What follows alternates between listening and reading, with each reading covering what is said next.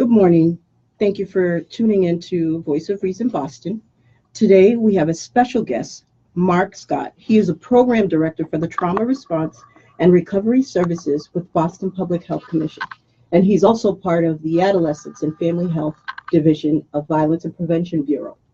This morning, Mark will be providing some information and response about the trauma response and how we can better understand how important it is to use the tools that are provided to us to help our community.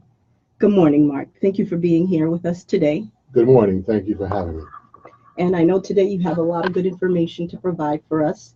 And as we are talking today and we have some listeners, can you please give us a brief background about what you are, not what you are, but what you do? I work for the Boston Public Health Commission. I am the program director for trauma response and recovery. And my responsibilities there are primarily focused on working with a network of organizations that are working across the city of Boston to be able to, when there is an incident of community violence, someone has been shot, someone has been killed, someone has been very wounded from a stabbing incident, we want to be able to respond in a way that is fair and equitable and robust to those incidents, and want to respond in a way that helps the residents of Boston get into recovery from the injury that they've experienced or that their friend has experienced or that they've seen. Okay.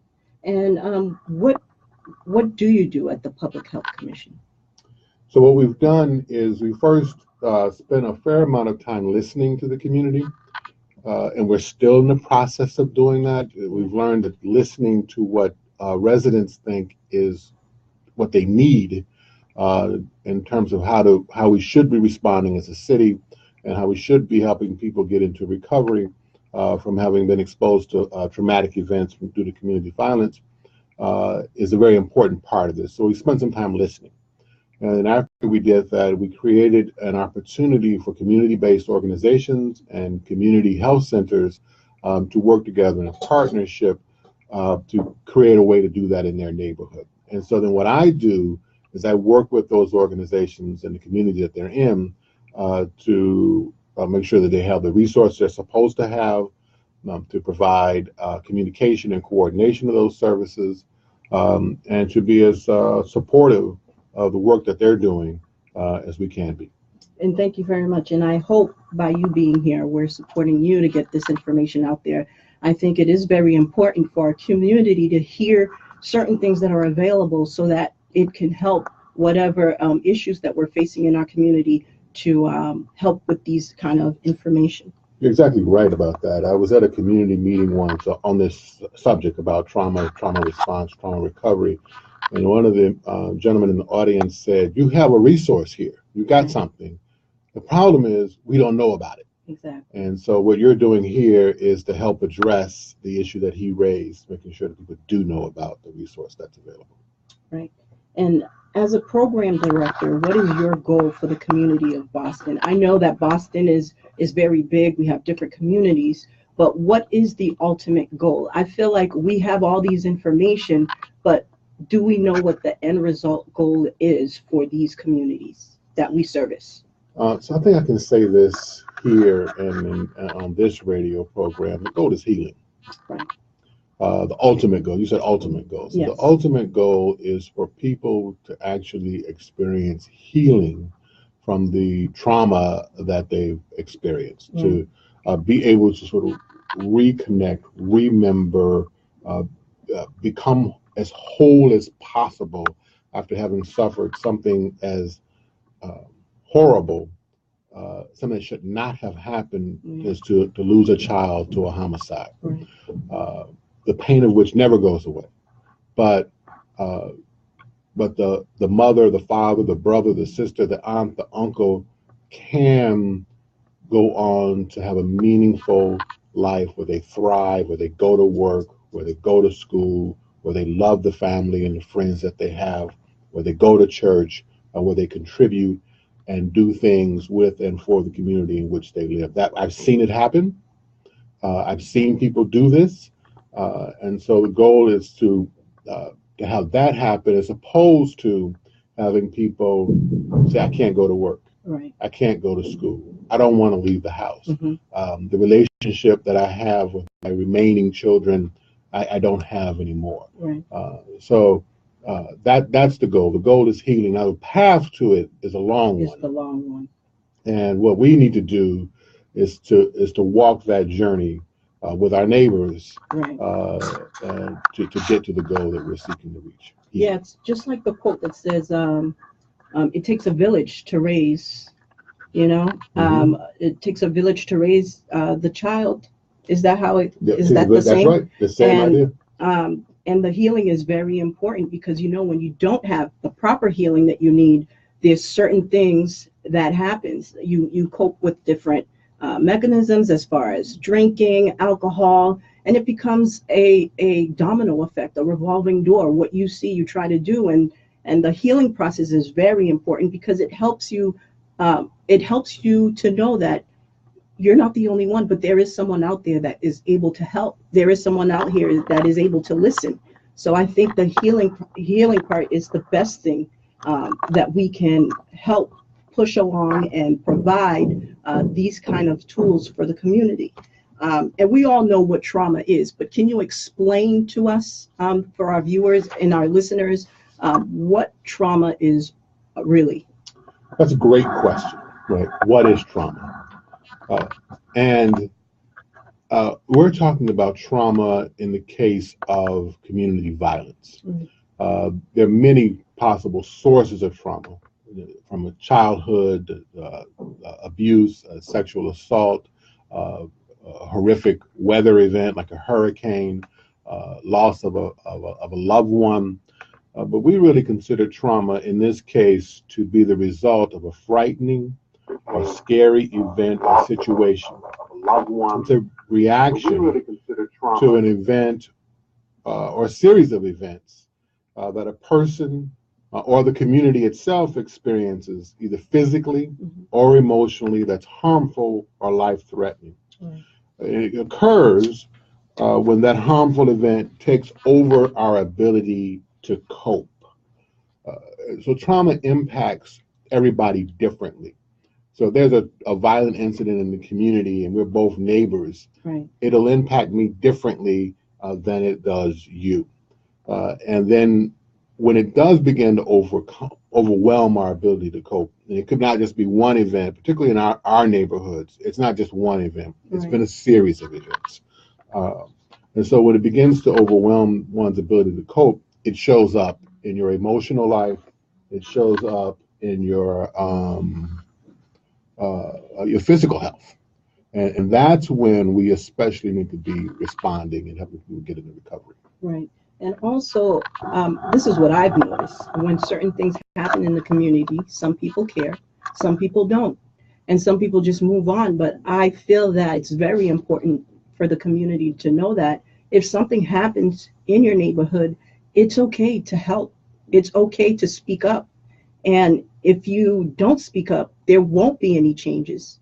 And the trauma just lingers there, and it becomes a cycle of life. Mark, can you also tell us what communities do you service? So we serve the whole city. Great. But I just want to pick up on something you were just saying, right? Okay. So one of the, what is trauma? How do we know it's impacting our lives? One of the ways it impacts is we become numb. Okay. Right? And you'll hear people say, that happens here all the time. Right. You're right. That's water. We've been through worse than this. It's water off a duck's back. You'll be at a scene where someone has been killed or shot, and people walk by, drive by, as though nothing was happening. Right. And one of our partners in all of this work is Mothers for Justice and Equality, and they have a saying that I think is very impactful. It's not okay. It's not okay. So this violence is not who we are. It should not happen. It's not a part of our city or any of our neighborhoods or any of the people who live in this city. And so we should always be finding ways, all of us, right, to react, not just react, but to respond in a way that's thoughtful. So and that numbness is probably one of the things that as a community is impacting us all the most. Uh, so we do serve the whole city, but the idea that we thought we heard very clearly in the community is that the response work and the recovery work has to happen close to the neighborhood. Mm. That the people who best know how to solve this problem, to address, understand this issue, are people who experience it. So you've got to be as close as you can to the neighborhood. So we focused on Roxbury, we focused on Dorchester, we focused on Mattapan, we focused on East Boston and Jamaica Plain. And so those neighborhoods, we're looking to go, and not just, to go into those neighborhoods as deeply as we can. Okay, that's good. That's really good to know that these are the communities that we offer our tools and resources. But what would be the best way to educate the public about trauma response recovery services? I know we talked about trauma, what's trauma, but what is the best way to educate the public? So one of the things I think we've tried to provide is a brochure. Okay. Right, and that brochure we're trying to distribute as widely as we can, but it's also accessible at our website, which you'll have put up on the program. But it's basically, if you go to Google or some web search engine, Boston Public Health Commission, okay, and then look for trauma on the website, you'll see the brochure that I'm talking about. And the education part is important because you asked, what is trauma? And so having an understanding of what it is, but then being able to know how am I, or how is somebody I care about reacting to the trauma? What are the signs that it's impacting my ability to cope? And then what can I do about it? Right. So the brochure talks about those kind of things. What can I do about it? And I can mention some of those. Sure, but even then, beyond that, who can I call for help? Okay. So the things one can do to begin this healing process are things we already know to do. It's a reminder to spend time with your family and friends. One of the partners in this, a woman who's done great work. She runs the Hero Nurturing Center. And one of the things she does is take a walk in the Blue Hills. Okay. And it's actually a thing called forest bathing. Sounds kind of strange and everything. Another thing you can go on the search engine and look for, but it's a lot of research, and we already know this, that being out in nature is healing. Right. So she takes a walk in the woods. Now, some people say, look, I don't do the hiking thing in the Blue Hills. That's not my thing, right? But then find a thing that is your thing. Okay. Right. It might be going for a bike ride or a walk, or it's a simple walk. Right. It comes down to taking care of your body. One of the things I've learned in this is the importance of water. Right. Something as simple as water. So taking a sip of water, one, slows you down, it calms you down, but the water is cleansing. Right. The stress hormones, if you will, that are flooding your body, you can rinse some of that out. Get enough sleep. Right. Get back to a normal routine. Talk to somebody. Right. When you're ready. Right. Talk to somebody. And this notion of being kind to yourself. Yes. Say something nice about yourself to yourself. All of these things help. Right. You can do it. You don't have to be a specialist. You don't have to, you can do it. And if it's not enough, then one of the first things to do is reach out to your doctor. We're fortunate to live in Massachusetts. Yes, right? We are. And people have health insurance. And because of reform in healthcare, both at the state and federal level, mental health services are on par with physical health services. Use them. Right? Find someone who's a professional that you're connected to through your own insurance, your own care, whether it's Blue Cross Blue Shield or whether you're talking about Mass Health, whatever it is. Boston is the birthplace in many ways of the community health center movement, right? So there are a couple dozen health centers, and then the hospitals and all the other providers here. Find the one that works for you and use it. Go talk to somebody. Right. And you mentioned something very important about health insurance, and I'm guilty of that myself. Um, I actually don't sit down and look at my insurance and see what services they provide. And those are one of the things I think that is very important. Just take the time, see what your insurance provides, see what services that are available to you, and most of the time you don't even have to pay for them. Right.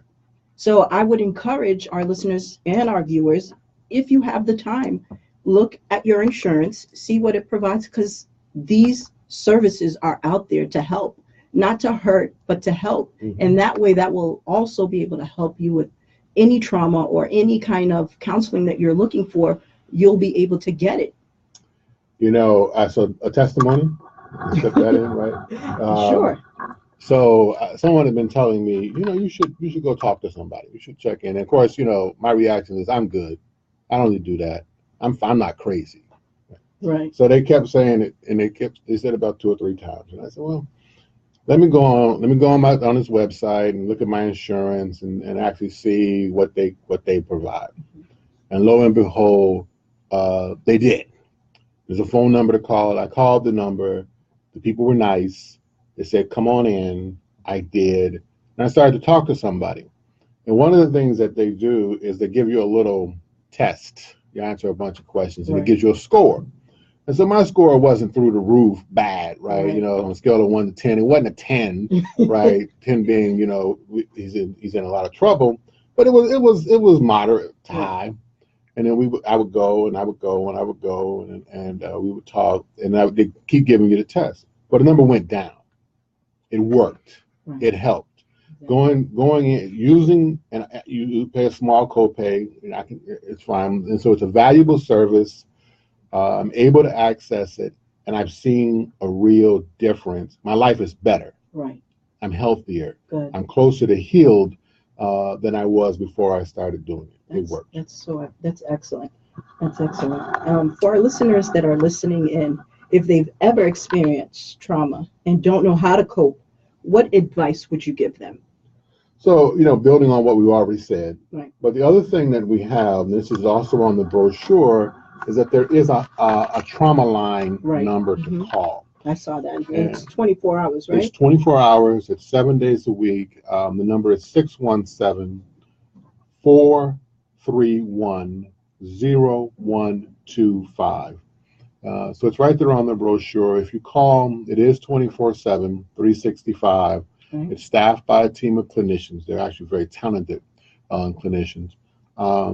They will answer the phone. If they're human beings, so we don't always get the phone right away. So if they don't get to the phone, but someone will get there. Yeah, so someone will get there and leave a message. You don't have to leave your name. You do need to leave a phone number so they can call you back. Okay. So you can be anonymous. The service is free, and they will call you back. Okay. And they're really focused on people who have been exposed to community violence. And are having a response and a reaction to that, and they're very individuals, and the individuals they work with in their system, particularly interested in young people, right? Okay. Working with them. So, but it's for the residents of Boston, and so they can talk to you right there. Mm-hmm. They can provide short-term care for you. They can sort of tell you where to go. Okay. Right. You know, given your situation, given what you're dealing with, I recommend that you use this service. Right. Okay. So, it's a great resource for this exposure to community violence for people to be able to call. That's great. And also for people who are listening in, and you know, if you're wondering, have I experienced trauma, and you don't really know, but there are people that knows that they've faced trauma, and there are signs that can tell that you're going through something. Some of the signs are trouble sleeping, changing in your appetite, feeling tired, having nightmares, feeling nervous, feeling numb, like we talked about that. So these are some of the signs that if you're having, then I would suggest you go speak to someone. And this brochure is very put well together. It is put very well together. They have all the numbers. You can look at which sections you want to pick and view I will put in the link on my Facebook page so that our viewers and listeners can take a look. You can go to Voice of Reason of Boston Facebook, and I will put all these information where people can have access to these brochures as well. We're going to take a short break, but if you have any questions, you can send it to us on our Facebook page, and we'll try to answer some of them if we can. A response and recovery, because there have been some kind of trauma that's going to, like people who go to churches have trauma, and they sometimes mostly rely on their pastor, their priest, their rabbi. What kind of tools, if there is any, that are provided to churches? If you understand the question. Yeah, I mean, that's a great question, right? So let me say 4 things just to sort of get that conversation moving forward. So one thing, if it's a trauma that's related to a homicide, there's going to be a funeral. Right. And the funeral will frequently, although not always, will be in a religious space, a church, a mosque, a synagogue. And usually if you're talking about Roxbury, Dorchester, Mattapan, East Boston, Jamaica Plain, it's going to be in a church. Right.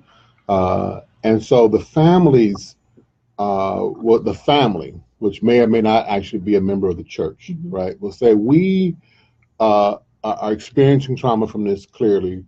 We want support. And one of the supports we're going to ask for is for there to be trauma responders, trauma informed, trained people there in the church when we have the funeral. And so we will say, and so we will support the family in doing that. But in order to be able to do that well, we have to, it's in somebody's church. And so before we come in with ourselves and the tools that we use, the tissue, the water, the brochures, we need to be working with that church, that pastor, and the leadership in that church. Where do you want us to be? Is it okay to bring water in your sanctuary? The church has ushers. The church has a grief organization. The church has already been doing this work. Right. It's like a protocol. Exactly. Right. You got to follow the house's rules. Right. Right. And so we need to know. We need to have a conversation before we show up, so that we know where to be and how to provide the services to support the family, the friends, the loved ones who are in that service in a way that's most effective. So that's one. I think we talked about what neighborhoods do we serve, right. And so let's pick East Boston. It's one of the neighborhoods we serve. So East Boston has a neighborhood trauma team. That's how we're doing it, through a team that involves a community health center and a community-based organization. Community health center has those medical services, those mental health services. The community-based organization knows that neighborhood.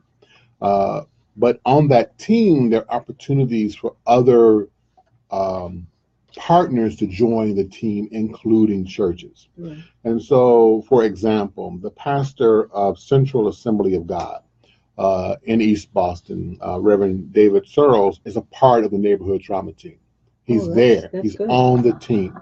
And so when things happen, he is working with the community and with the team to move in that direction of recovery and healing.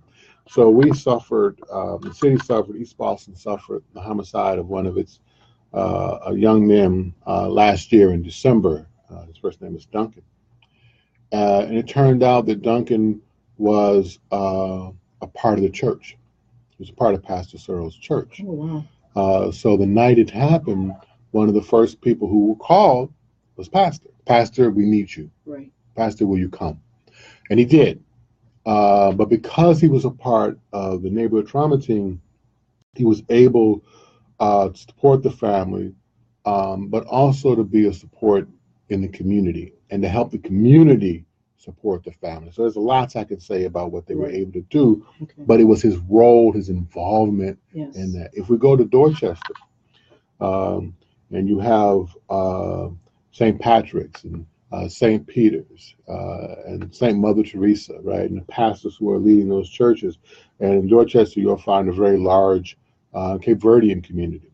who's very close Mhm. to the priests and to the pastors. And so when violence has struck a member of that community, almost always, right, the pastors are involved and they're engaged.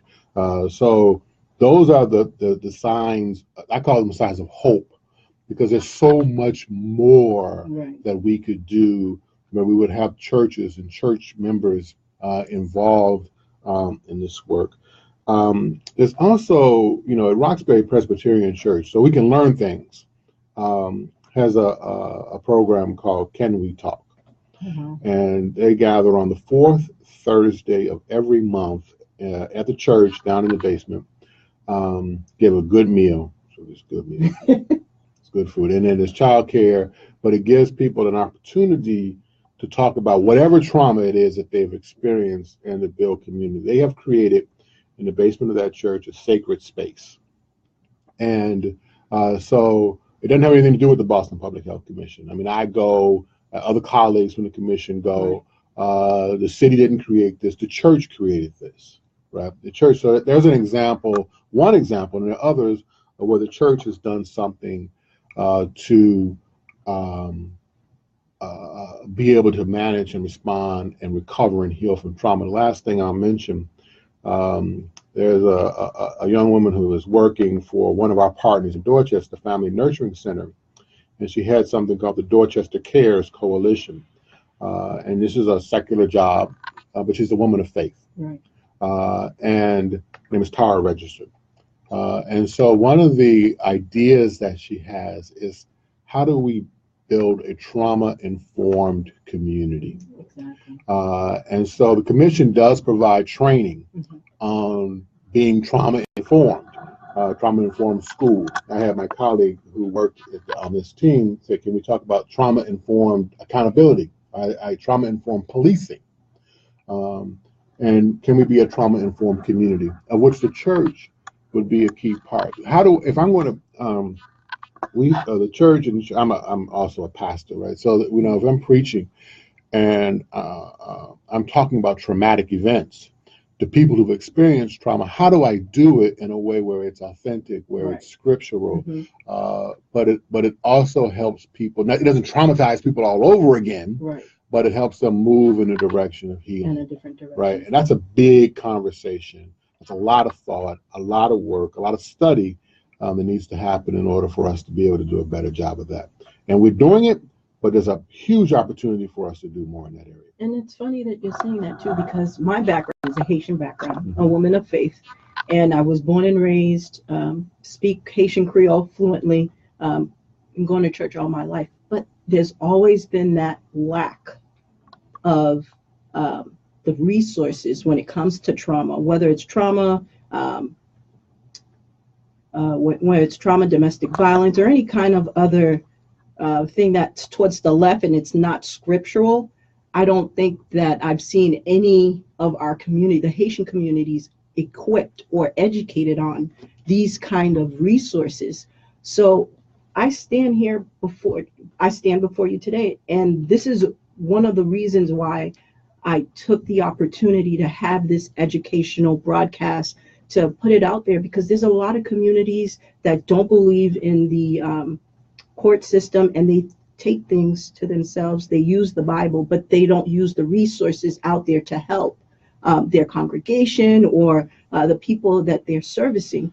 And that is something that I think would be beneficial to, which will bring me to my other question, would be beneficial to certain people in the religious field, how they can get these tools to help their congregation move forward. My other question was going to be, what areas do you target when helping communities? When I say area, meaning, we have different cultures of backgrounds. It's like a melting pot in Boston. Mm-hmm. So what areas do you focus on, and what, I know the brochure you provide have different languages. So what areas do you see that needs the most helping, resources to help them with certain things that goes on in their community? So it's very important for us to be able to reach all of the communities Right. that are in Boston. And so we did the brochure. It's in English. It's out in Spanish. Okay. It's been translated in Haitian Creole, and we got to get it to the printer.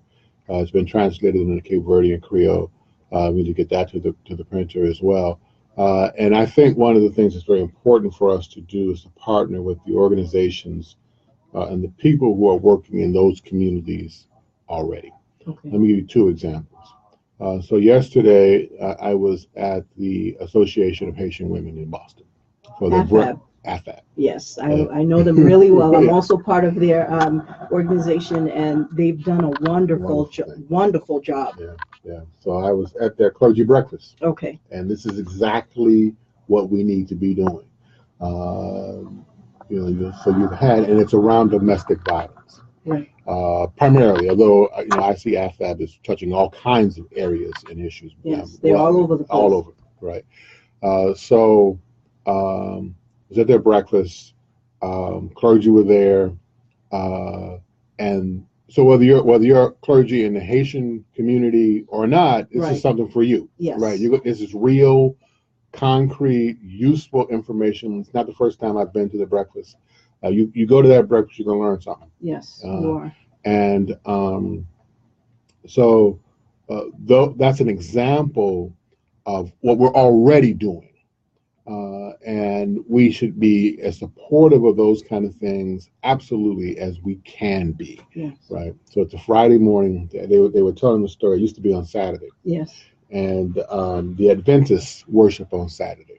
So if you want us to come, right, you're not going to do it on Saturday, right? And it goes by respecting the culture and protocol. So now it's on Friday. Yes. Another group that we'll frequently reach out to is the Cape Verdean Association of Boston. So to understand the culture, to know if that brochure that we translated in the Creole, if we got it right, we have to go to them, right? And so that those kinds of partnerships for reaching those kind of communities is what we do and have to do. Okay. And I know we talked about the neighborhood trauma. Does every community have a neighborhood trauma team? And how important is it to have one? So, we serve the entire city. Yes. But in order to build the neighborhood trauma team, where you actually know the neighborhood that you're in, you're not trying to swoop in from outside, but you're part of the community. We have community-based partners who work those neighborhoods. So the community-based partners, for example, in Dorchester, is the Greater Four Corners Action Coalition. For Roxbury, it's the Madison Park Development Corporation. They know their neighborhoods, but they don't know all of Dorchester. It's almost by definition. If I'm going to know Four Corners, I can't know the Ponset, right? So we don't have that level of reach in every neighborhood. Now, the mayor, a lot of this work, frankly, is because the mayor used his leadership. Right, and said, I think I see a need in the community, and I want to put some resources to addressing that need. So part of the reason I'm able to be here and have this conversation is because of the mayor's leadership. And then he exercised leadership again in this year's city budget. That's why it's important to pay attention to city council and important to pay attention to the budget. So he said, I want to increase the funding that we're spending on trauma response and recovery so we can have another team in Dorchester. This is your question. Is it important for every neighborhood to have one? The answer is yes. Okay. So Dorchester is one of the communities that's disproportionately impacted by violence. And so it needs more than one team. Right. And the mayor's created an opportunity for us to do this. So that means that at the commission, the worker bees that are sort of the hamsters that are running on the treadmill have to get it together to be able to get those resources public and to the people who can respond and use the resources in a way that's effective. That's going to be a little bit of work for us. We'll get it done. And this is just with this year's budget, right now as we're going into, but the budget goes into effect July 1, and then we have to get to work to get that team on board, which we would hope to do by the end of the year. Okay, that's good. But let me just throw one more thing in. Sure. So Boston actually is very fortunate in having a pretty strong civic life. Right. So let's say something happens in Grove Hall, a very important, very vibrant neighborhood in Boston. Project Right has been working in Grove Hall for decades. So if something happens there, that's the community partner that we're going to reach out to and work with because, again, they know that neighborhood. So even though that's kind of right on the Grove Hall is Little Roxbury and Little Dorchester, right? But they become our partner to be able to serve that community effectively. And they're just partners. We're not funding it for this trauma response work. We're clear about that. But they're doing the work. Okay. Now, would it also be almost the same thing as the VIP Neighborhood Coalition? So VIP, I'm glad you asked. I was going to bring it up anyway. You beat me to the punch. VIP, because part of what, we're responding when something is happening. Okay. So the question has to come, well, can you prevent it from happening in the first place? That's what we really want. What's the end goal? What's the ultimate goal? To have it not happen. Okay. Right. So we want to be able to prevent the violence. This is what VIP does. So VIP started out as violence intervention prevention. And the people who do the work, again, this is why you have to listen to the people who do the work, say really what we are is a village in progress. And so you said it takes a village? Yes. So VIP is about building the village. It's about doing the work to build a community where the violence doesn't happen. And this is really what we want. This is our goal. It's not okay. It's not normal. It's not supposed to happen. But it does. Mm-hmm. And that's the reality. But our goal, our objective is to prevent it. Yes. And so that's what VIP is about. We're brother and sister, right? We are working on the response work. We're not a prevention effort. They are. There are a number of things they do. They will do peace walks. They will do cookouts. They will do things that celebrate the community. One of the important things in this work is something called self-care. Yeah. So all of us are exposed to trauma. If you work in this field, as a police officer, and the work I do as a probation officer, you're exposed to it.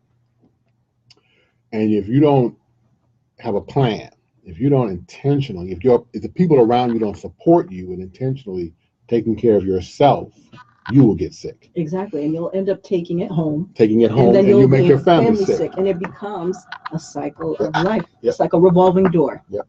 And it perpetuates itself, and it goes on and on and on. Self-care is a way of preventing that from happening. I go to VIP events for self-care. Right. That's awesome. Yeah, that's what I use it for. Okay. Right. It's my own self-care. Okay, and for our listeners and our viewers, if you would like to meet the VIP Neighborhood Coalition, there's a coalition in Bowdoin, Geneva. Bowdoin, Geneva has one. Upton Corners has one. I mentioned Project Right. That's in Grove Hall. They have one.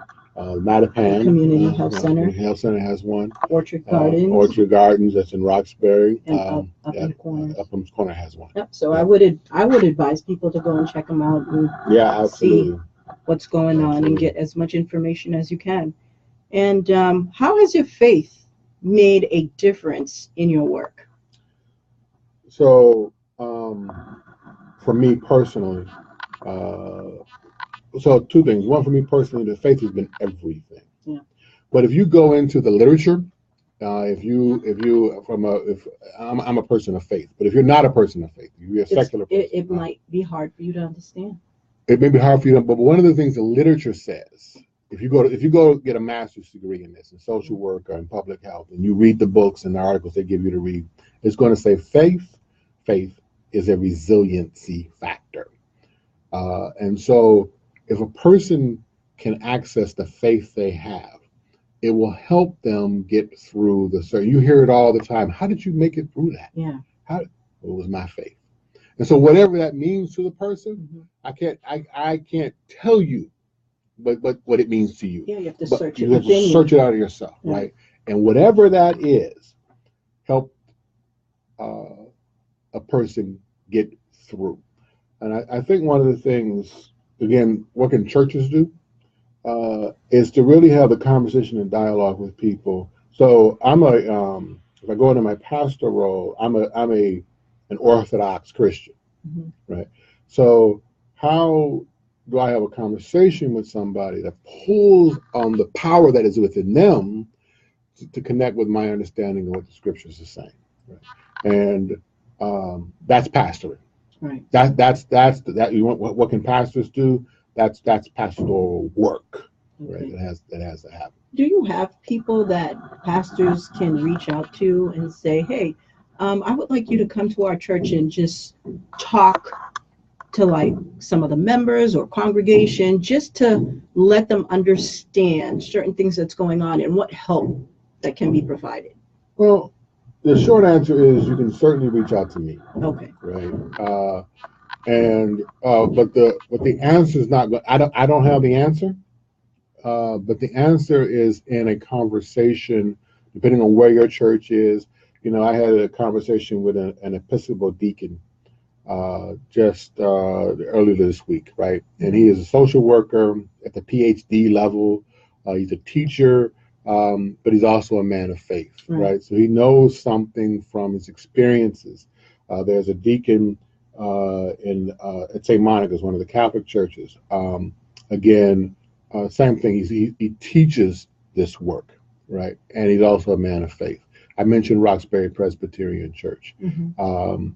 And so at Gordon Conwell Theological Seminary, the Boston campus, one of the faculty members who leads their mental health work, clearly coming at it from the point of view of a person of faith, a woman of faith, and thinking deeply about trauma and its impact on churches and on our communities.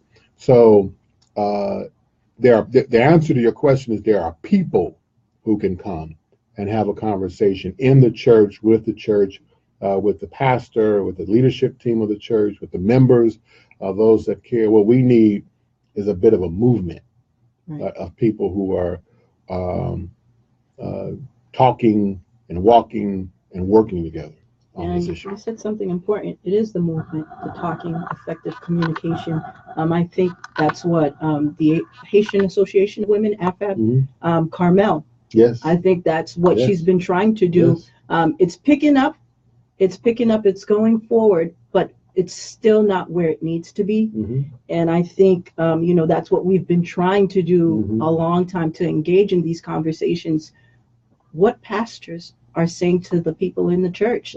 When someone comes for you with a problem within their relationship, domestic violence, what resources besides, speaking in faith and giving them guidance, what else can you provide?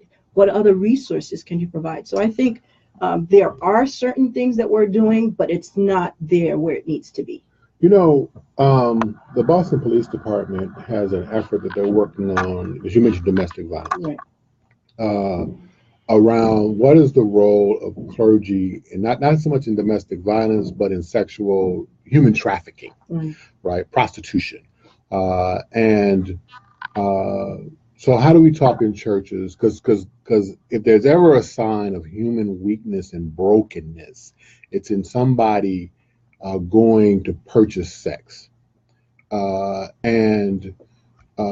This is something that you said talk about it in the churches. We should be talking about this, right? Because they're members of our churches who are going and participating in the whole evil industry of human trafficking. So the Boston Police Department has put together a set of conversations involving pastors. And all these issues end up being interrelated. You can come and talk about the same thing in domestic violence. So if a woman comes to her pastor and she's a victim of domestic violence, what does he say to her? Right. How does he talk about that with her? And so the pastor, need education. You need to get trained. You need to know who to call. So these tables exist. There are pastors who are sitting at them, but to your point, not enough. And so we need, on the domestic violence side, we need, and we have had training on what does a pastor do, how does he understand domestic violence, and how to support somebody who is suffering and caught in a domestic violence situation. And how do we're not going to end human trafficking until we address the buyer. Right. Right. If there are no buyers, there won't be any men, women, boys, girls who are caught up in human trafficking. Children. Yep. So, so we can dry up the source and speak to whatever brokenness exists in a human being that would have them go to purchase sex from another human being.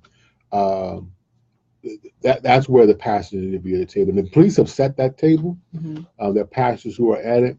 But again, I'm not one who's there, right, because of time constraints and all of that. But we need to get to that table. Okay. And also, can you give us a little brief information about the Child, Adolescents, and the Family Health Division of Violence Prevention Bureau? So that's a mouthful.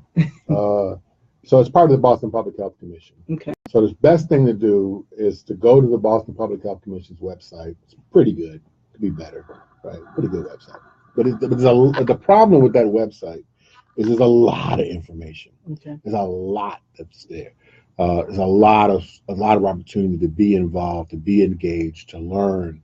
The Public Health Commission puts out a whole report every on a regular basis around the health of Boston. Okay.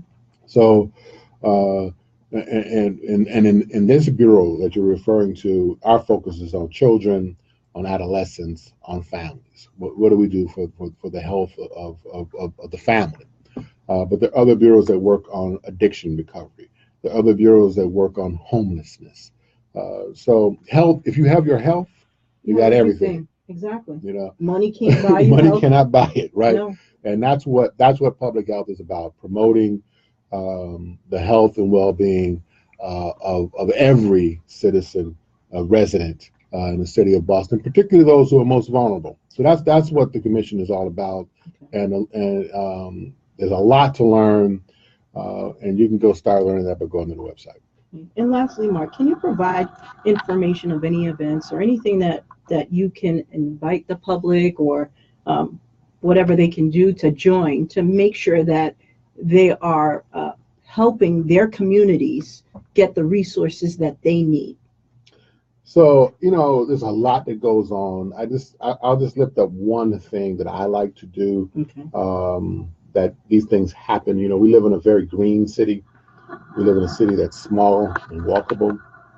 And so one of the things that's been going on for the last few years are these things we call peace walks, which is just a few people. It's not a whole lot of people. And we just take a walk. You talked about walk and talk, right. Walk together, talk together. That's what the peace walk is about.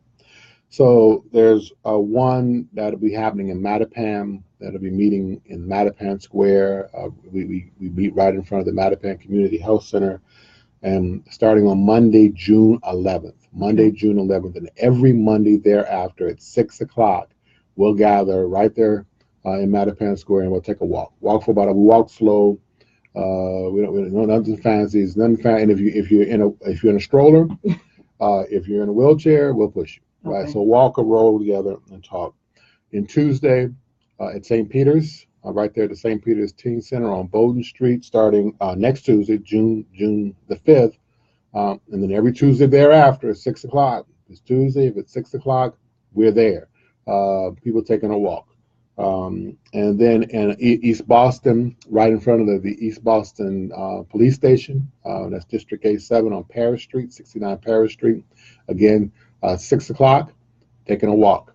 And then let's mention this last one at 4:30, and again at 6, 12th Baptist Church, Warren Street. We're walking at 4:30, we're walking again at 6 o'clock, and taking a walk through the neighborhood. So these walks that happen in the neighborhood are available to anybody who wants to come out and do it. Again, Mark, thank you for coming to Voice of Reason Boston. I cannot thank you enough for all this information that you have provided for listeners and our viewers, and you're more than welcome to come back anytime. Love to. Okay, thank you. Thank you.